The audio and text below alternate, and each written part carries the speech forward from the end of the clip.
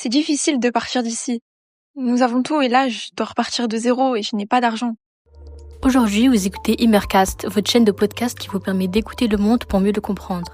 Nous nous retrouvons avec moi-même, Yousra Hassoun, et Marie Ribeiro dans ce nouvel épisode.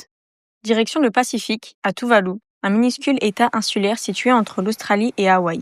Ce pays compte environ 11 000 habitants et se compose de plusieurs atolls coralliens dont l'altitude dépasse rarement les 2 mètres au-dessus du niveau de la mer. Depuis plusieurs décennies, la montée du niveau des océans, causée par le réchauffement climatique, provoque des inondations fréquentes, l'érosion des côtes et la salinisation des sols. L'eau potable se raréfie, l'agriculture devient difficile et certaines zones deviennent inhabitables.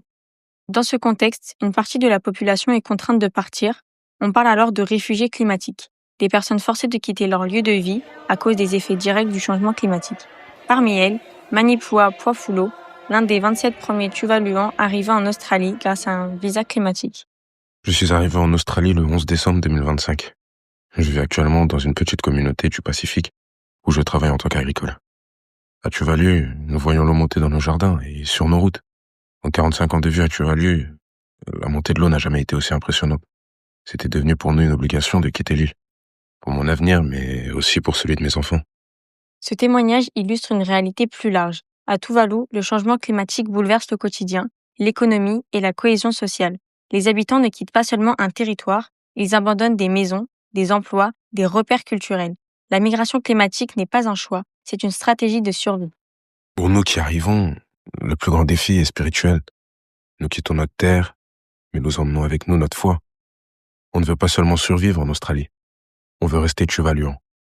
Je veux aider les autres à garder un lien avec notre culture, afin de retrouver un peu de chez nous en Australie et faciliter la migration de ceux pour qui c'est le plus difficile. En 2023, l'Australie et Tuvalu ont signé le premier accord mondial sur la migration climatique, appelé Union Falepili. Il permet chaque année à 280 Tuvaluans d'obtenir un visa climatique pour s'installer légalement en Australie. Aujourd'hui, 82% de la population a déposé une demande. Cet accord reconnaît, pour la première fois, que le climat peut forcer des populations entières à migrer. L'Australie m'a permis de m'offrir une nouvelle vie. Bien que cela ait été compliqué à certains moments, elle m'a permis de reprendre un cours de vie normal. Je voulais que mes enfants aient un avenir où ils ne se demanderaient pas à chaque fois qu'il pleut ou que la marée monte, si leur maison sera encore là le lendemain. Le témoignage de Manipua nous montre qu'une catastrophe naturelle peut forcer des populations entières à se déplacer et tout abandonner derrière elles. Comme les Tuvaluans, d'autres populations sont concernées par la montée des eaux et l'accord entre l'Australie et Tuvalu est un exemple dont ils pourraient s'inspirer.